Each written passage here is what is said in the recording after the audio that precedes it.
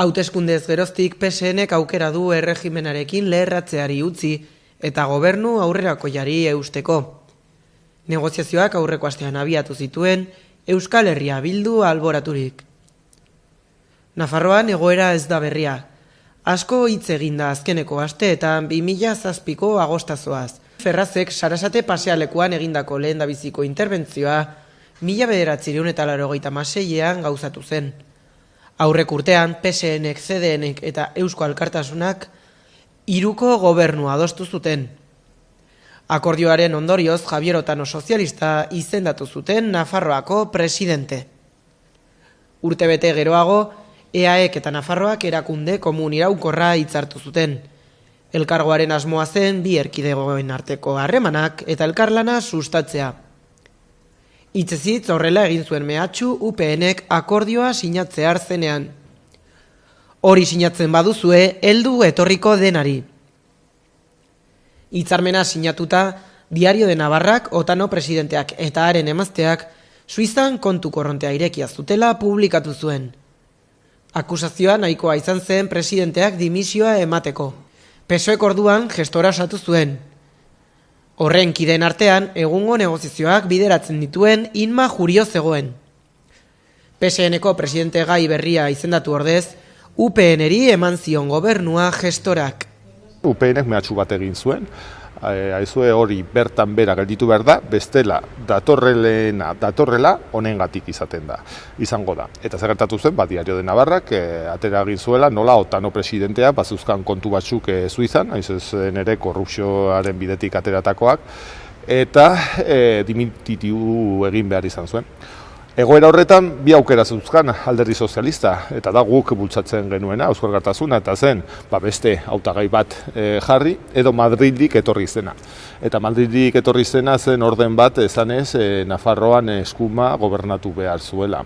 Horretarako sortu zuen nolabait gestora bat, Alderdi Sozialista, hemen Nafarroan, 1986an, eta kuriosoa bada ere, gestora horretan, orain protagonismo handia daukan pertsona zegoen baita ere Inma Jurio, Arbeloa jauna. Eta hauek guztiak eraiki zuten erregimena, Nafarroan erregimena deitzen diogun hori. 11 urte geroago 2007an agostazoa gertatu zen. Maiatzeko hauteskundeen ondorioz 26 parlamentari batzen zituzten Nafarroa baik, PSNek eta Ezker Batuak. Zabaleta buruzuen koalizioak boto gehien jaso bazituen ere, PSNren eskakizunekin bat egin behar izan zuen, eta Fernando Puras sozialista presidente egiteko harremanak abiarazi zituzten. Abuztuaren batean, iragarri zen Puras presidente izango zela, Nafarroa bai eta Ezker Batuaren babesaz. Bi egun geroago Pepe Blancok Ferrazetik ezezkoa eman zion akordioari. Javier Purasek dimititu egin zuen eta Roberto Jimenezek hartu zuen kargua. Agostazo delako horretan, ni parte hartzen zuzena izan duen, Patxi Zabaletarekin batera, hor biltzan guk negoziaketan, eta benetan nik uste dut orain gertatzen denarekin paralelismo haunitz aurkitzen alditugula. Oso inteligenteki jokatu genuela, hain zuzen ere agerian gelditu zelako, nola Nafarroako Alderdi Sozialista Madrilgo erabakien menpe dagoen. Nafarroa estatu auzia denez, Madrildik bai bere bertsio, Alderdi Sozialistarako bertsioan eta Alderdi Popularra edo UPNren bertsioan argi daukaten hemen zein den guri dagokigun etorkizuna. Nafarroa bai izagilen bigarren indarra, UPN lehenengo indarra, gu bigarren indarra, 12 parlamentariakin, Alderdi Sozialistak baita ere 12 parlamentari eta Ezker Batuak bik. Hortaz, 26ko gehiengo bat osatzeko gaitasuna geneukan, hor ez zegoen Ezker Abertzala, gogoratu behar dugu nola ilegalizazioaren menpe zegoen oraindikan. Alderdi Sozialista bere lehenengo jugada egin zuen. Ez zuen errekonozitu, Nafarroa bain, bigarren indarra ginela eta hortaz guri lidergoa zegokigula. Sí, pues lo recuerdo con mucha ilusión, con muchas ganas. Recuerdo esa especie de, no sé si llamarlo esperanza, ¿no?, que teníamos. Navarra iba a tener un gobierno alternativo, ¿no?, a Unión del Pueblo Navarro, al Partido Popular, a las derechas. y sí recuerdo haberlo vivido con grandes expectativas, o sea, con mucha ilusión, energía, y es que lo veíamos hecho, es que fue así, lo veíamos hecho, porque voy a decir otra cosa, era así.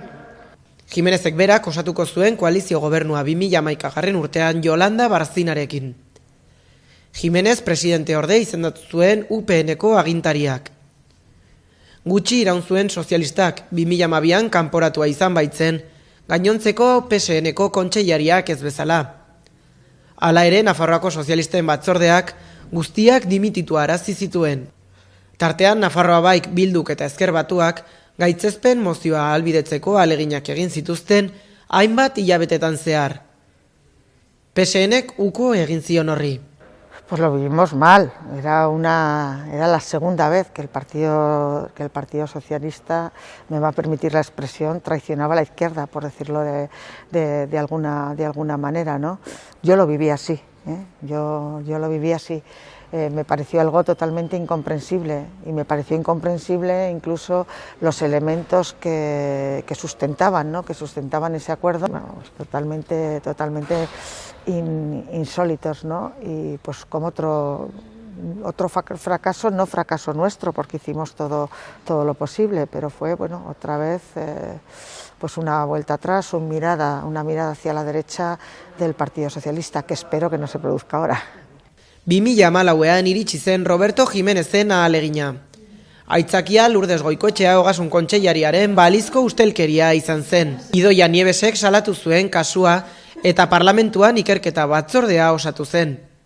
Horren ondorioz PSN-ek zentsura mozioa bultzatu zuen. Zalantzen aurrean Roberto Jimenezek bere burua babestu zuen.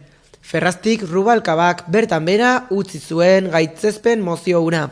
Una moción de censura, pero es que en realidad el Partido Socialista en esa legislatura tuvo la oportunidad de apoyar una moción de censura. Yo me estoy acordando que también presentamos una moción de censura en este sentido, y no lo apoyó. O sea, el Partido Socialista permitió durante toda esa legislatura que Yolanda Barcina y Unión del Pueblo Navarro gobernaran en minoría.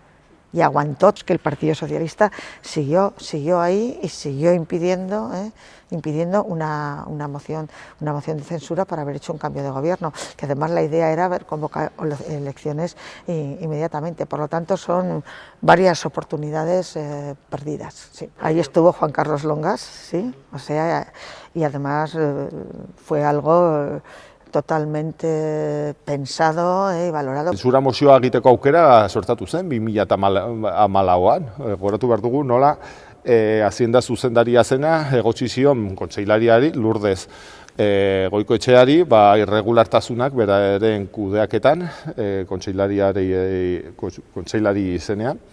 Eta hortaz, bideratu egin zen.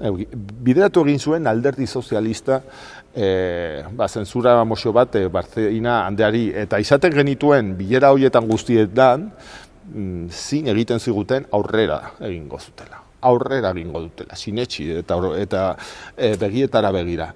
Eta azkenean, Madrilek esan ez eta beraiek ez bozkat. Eta ezer gertatu, beraiek aurpegi berberarekin hemengo parlamentuan inungo arazorik gabe.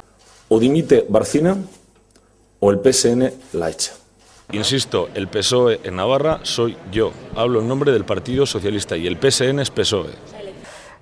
No puedo entender, es que tampoco entiendo ahora la posición del Partido Socialista en el Estado, ¿no? No lo puedo entender, porque lo que une a un acuerdo de gobierno o un apoyo de investidura es un programa, es un proyecto político. Entonces, lo que yo entiendo, por lo menos desde Izquierda Unida y desde Izquierda Esquerra, o sea, lo que decide o define si se apoya una investidura o se apoya un acuerdo programático es el contenido del acuerdo programático, y ese contenido del acuerdo programático depende de la correlación de fuerzas que existe. Hortaz, orain ari garenean eta entzuten diogunean Alforri eta Maria Txibitei eta Alderdi Sozialistari esanez baiez, jarraituko dutela, aurrera jarraituko dutela, nik uste dut tentuz, hitz hauek beti tentuz hartzeko arrazoiak dauzkagula.